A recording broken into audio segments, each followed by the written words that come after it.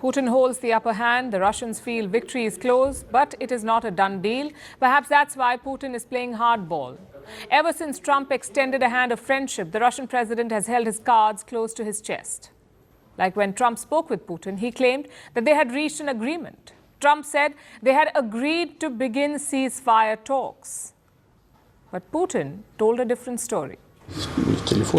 During the phone conversation and at the meeting in Riyadh, we certainly touched on issues related to the Ukrainian crisis. However, it was not discussed in essence. We only agreed that we would approach it. So Trump says we are talking peace, but Putin says we've only agreed to discuss it. He knows that Trump wants a deal, and Trump wants it quickly. But Putin has proven to be the master of strategic patience.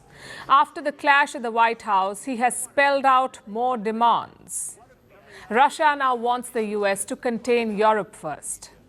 As for peacekeepers, they say, we are preparing so many thousands of peacekeepers, and we will provide peacekeepers with air cover. This is also impudent. Firstly, no one asks us, and Trump understands everything. He said that it is too early to say when there will be a settlement. You can discuss this issue, but the consent of the parties will be needed. That was Sergei Lavrov, the Russian foreign minister. He was referring to the European leaders, those who want to secure Ukraine by sending their own troops or peacekeepers. Earlier, Donald Trump had declared that Russia won't object to this, that Moscow will be fine with European troops in Ukraine.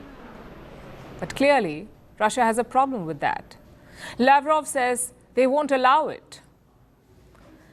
And that's not the only point of difference. The US and Russia also have different priorities when it comes to a peace deal. Trump wants a quick ceasefire. In his own words, he wants to, quote-unquote, stop the death.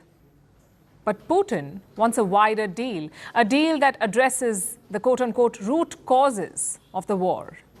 In other words, a deal that addresses issues like Ukraine's NATO membership or NATO-like security guarantees for Kiev, pushing NATO out of Eastern Europe.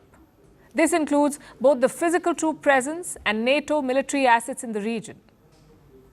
Russia also wants to limit the size of Ukraine's military. Putin wants a deal which covers all of these demands.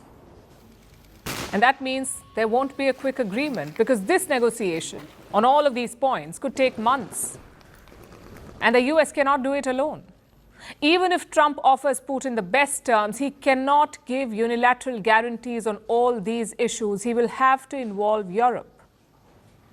At least that is Putin's calculation. He wants what he calls a fundamental solution to the Ukraine crisis. It was they who made the start of serious dialogue possible with their heroism and daily victories. The dialogue about fundamental solution of Ukrainian and other crises, including, we also talk about it and we never rejected it, peaceful solutions. A fundamental solution, not a quick fix. That's what Vladimir Putin wants. He's in a strong position to raise such sweeping demands. He has managed to achieve some of the core objectives behind starting this war in Ukraine. Putin has weakened Kiev, both politically and diplomatically. He has managed to deepen the divisions in the West.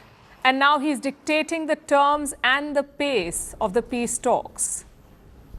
The pressure is on Donald Trump, the American president. He has to live up to his reputation of a deal maker. Putin won't make it easy for him.